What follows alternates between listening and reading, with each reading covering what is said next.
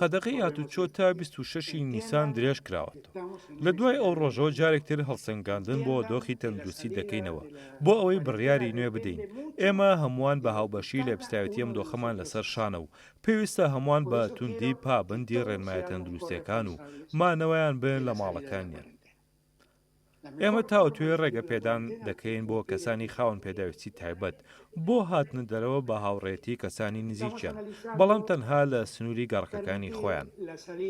سەبارەت بە کەمبوونەوەی بەروبوومی ناوخۆیی من ئێستاش پێداگری دەکەم لەسەرەوەی هەر چەندە ئەو کەرتە تووشی زیان ببێت بەهۆی قەدەغەی هاتوچۆوە لە داهاتوودا دەتوانین قەرەبووی بکەینەوە، بەڵام بە هیچ جۆرێک ناتوانین قەرەبووی گیان لە دەستدانی هاوڵاتیانمان بکەینەوە.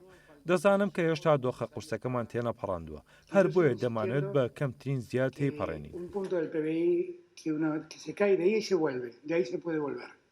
Donde no podemos volver es de una vida perdida.